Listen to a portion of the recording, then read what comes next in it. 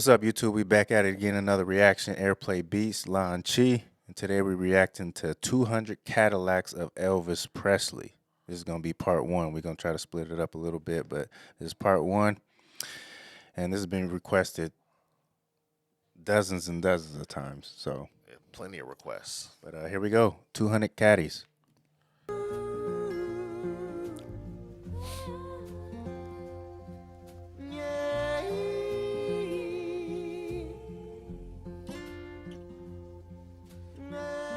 I suppose you know I've got a lot of cars. People have written about it in the papers, and a lot of them write and ask me why.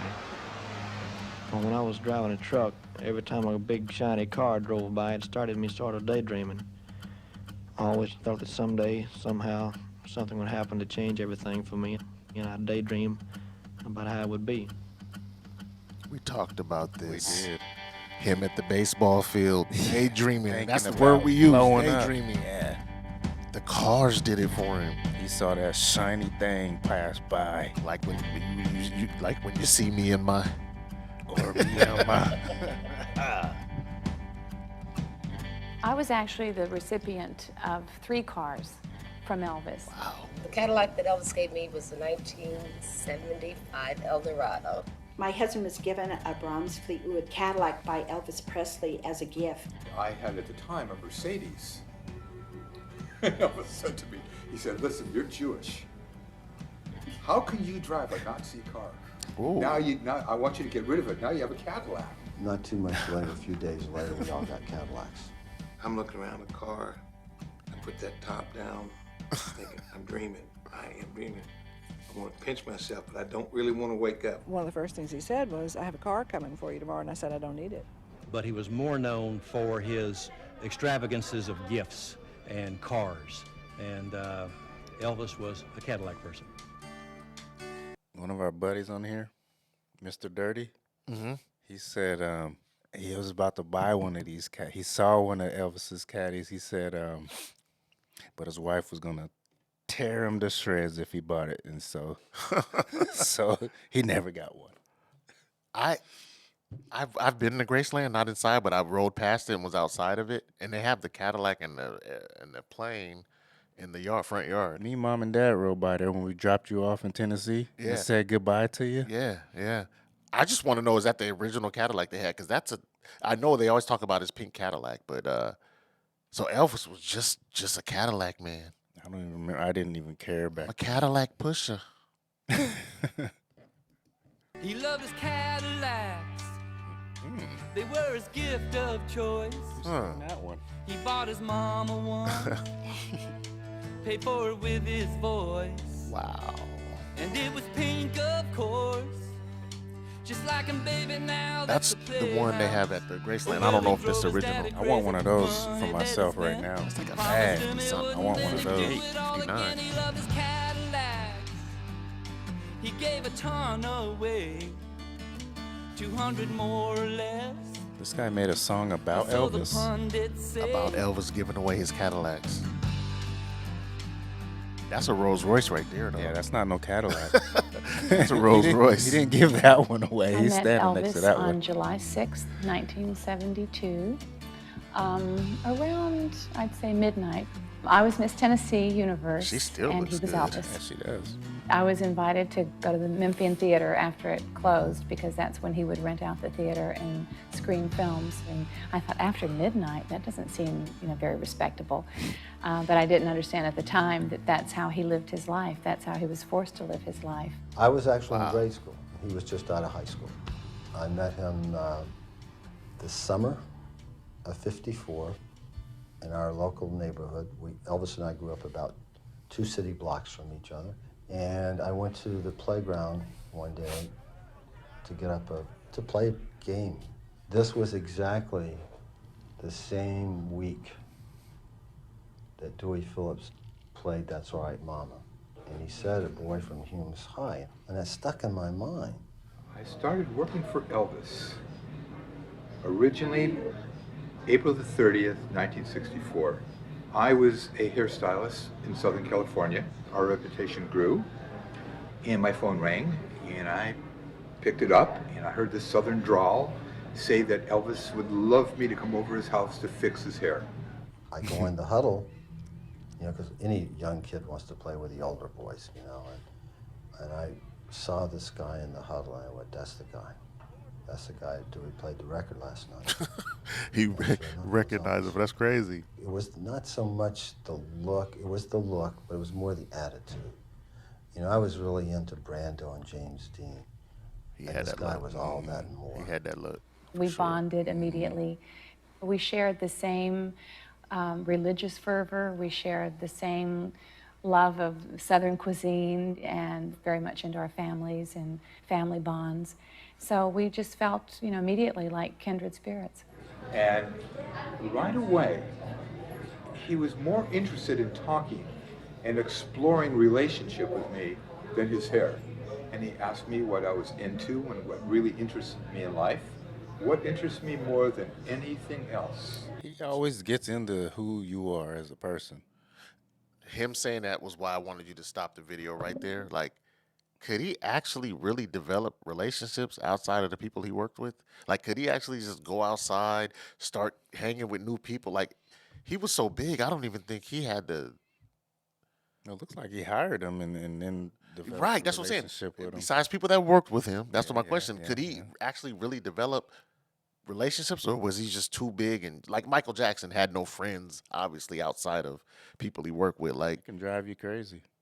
just it comes a point where you're too big. He was huge. That's what I'm saying. It comes a point where you're too big. That's sad, kind of though. Yeah, it's kind of lonely. Yeah, that's kind of sad. Mm-hmm. It's my search for truth, for God. He said, wait a minute, Larry, wait. Just hold on. Just keep on talking, man, because you have no idea. I need to hear what you have to say. Please. In my senior year in college, he deep. said, I need you to come to work for Keep me. He only had talking, 3 guys please. working for him at that point. And I said, when? He said, now. And we left for California that day. And the conversation Look at these lasted about guys. 3 hours. And at the end of the conversation, he said to me, hey man, look, why don't you just go back to your shop and tell me you quit. You work for me full time. What do you think? And all of How many lives you think he's changed? A lot. Like drastic changes though, not just. No, he changed it. Look, he gave just you said, I quit about my job. It's $100 a week. Close your shop down and just come work for me. He said, tell him you quit. It's just crazy. Like, if he was just like he was so big, like it's like I'm gonna let's talk for 3 hours. Keep talking. It's important for you to keep talking. If I guess he knew people that well to where he was like, look, I want him with me. Like, but he was so big. It's that existence. It's a gift and a curse. Mm-hmm. For real. this is happening all at once. I said yes. Treat us. Is that Diana I just called Ross? him babe. No, I don't think so. I would just go in at night and I'd say, hey, babe, how are you doing? He just sort of stuck. If I was getting tough with him, I would say, hey, Elvis, come on. This is what we got to do. And some of the medicine he took didn't taste good. You know, he would fuss about that. And I said, spit it out and I'll give you some more just like it. Swallow it the first time. You don't have to swallow it but once. And then I would call him Elvis. I'd met him in '58. Red took me to Rainbow Skating Rink, and that's where I first met him. Got along great. I joined the skating party, got my butt kicked real good. I couldn't skate good. I just took it. When Elvis died laughing, and Red just started guff on, man. It tore him up. So Elvis just told me later after I went to work for him, he said, I watched you that night. And he said, I really liked how you took care of yourself. You know, a lot of guys got frustrated and angry and mad, and you did it good. His thing was his thing was literally picking up on conversation and like he just saw him pick himself up from skating. Like he just little things to be with him. Because you had to be with him. He just couldn't be out with you. Right. Like that's crazy. Like he was huge. Just think about that. That's like he was just hiring people, come on, giving them cars and crazy. That's good stuff, man. It is. It's amazing actually. Like, You don't see that no more. He lived 1970. You taught him for how many years? Total on and off 5 I know years. he liked karate. And his degree? 7th degree black belt. Later on, Taekwondo. Master Taekwondo. Parker. 7th degree, he kicked your ass too. Remember, he knocked Muhammad out. That he used to Elvis do really the loved karate. Taekwondo on stage. And he loved to talk about it. And he loved to talk to my husband about different discoveries that he made on his own. And it was nice. They were very, very close to each other. And Elvis felt my husband was like a brother. My husband was given a Cadillac by Elvis Presley as a gift. And it was definitely something my husband didn't even know that Elvis would do. He just presented it. I'd say he bought at least 20 to 30 Cadillacs at one time, okay, which would cover a multitude of 150, 200 Cadillacs since we've known him. You don't figure a superstar like He bought 100. He bought 20 or 30 at a time. So I would just love to know. Obviously, we're not old enough. How much did that cost back then? Yeah, I'm thinking. That's what I was just thinking. Cadillacs back then probably was. Because I've had two Cadillacs in my life. No, I'm saying no, they're expensive. They didn't have them computers back then. Like your Cadillacs are expensive. Your lousy ones did. Those computers in them. Yeah, when they break down the computers, but they are very expensive cars, and that's why I'm thinking about. I'm gonna throw a guess out there. Maybe 10,000, maybe. Shucks, I was lowballing it. I was thinking about 5, maybe. Someone tell us. Yeah, please tell us how much they cost. I'd like to know. They said he was buying 20, 30 at a time. I know he was maybe rich, but 1,200. Nah. That's luxury. That's a luxury. Yeah, luxury. Yeah. What is this, 54? Nah, 58. No. He's in the 50s. 59 going forward to the 70s. Okay.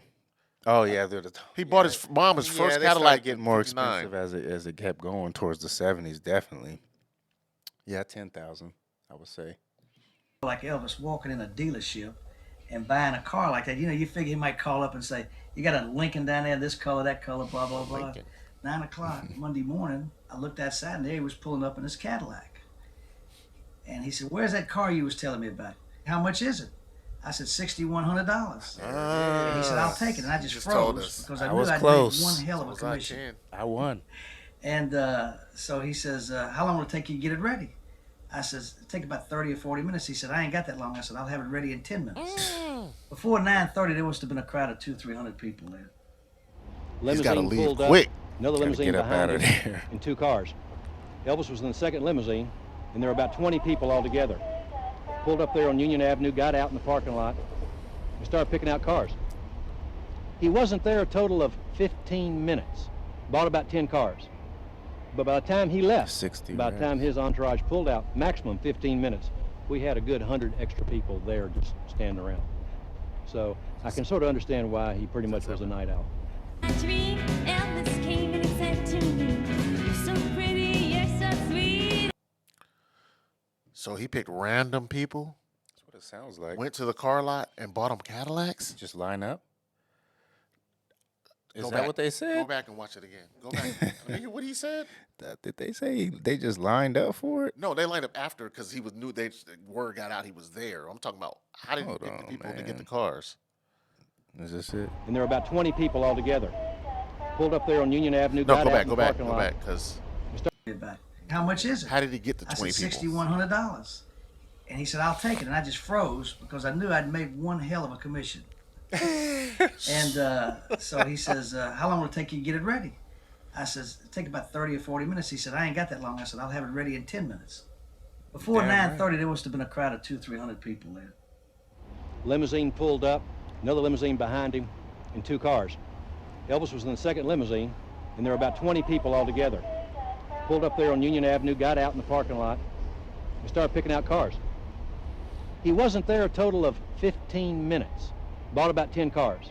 It didn't say where. But by the time he left, People by that the worked time with his him, sure, entourage friends. pulled out, Okay, maximum okay. 15 minutes, we had a good 100 extra people there. So it was just the people that was in the limos pulled up. He I had can with sort of him understand already. why People he in the pretty much limo, was a night yeah. owl. started coming. So there was people, his people that worked for him.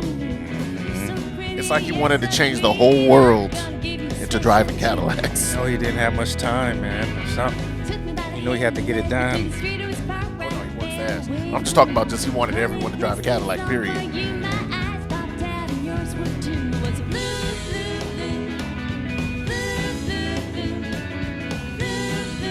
wanted to change the world with everybody in America driving Cadillacs. I'm not mad at it. I'm a Cadillac guy. I've driven 2 Cadillacs. Now I drive the new Lincoln. So Such little time to do it. nah, the graciousness though. Like I said, man, Elvis didn't have enough hours in the day. No, no, and it's just like we were talking about earlier. Just not you can't make certain friends, so you bringing people along. You're blessing people to come along with you for the ride, do my hair, sing for like he's blessing everybody. Forever grateful. Yeah, he's just he was a solid He was guy. grateful for them, though. I think he was grateful for them, He was, and that's why well, he did all these things. like he said, he's at the car lot for 15 minutes and bought 20 cars because he had to get up out. 300 people already lined up. He couldn't go anywhere, man. Yeah, have so and so fill out. Couldn't go anywhere. Yeah. Like it's like he lived it's a different type of life. I bet, but he made the best of it. That's sure for did, damn man. sure. That's for damn sure. Yeah, that's part 1 of 200 Cadillacs. We'll be back at you with part 2 to finish this one up. But make sure y'all like, subscribe, comment, hit the notification bell. That was enjoyable. It was a good one, man. I liked it. That was enjoyable. I kind of want to keep going, but we'll split it up. Doggone it. But make sure y'all like, subscribe, comment, hit the notification bell, and we up out of here.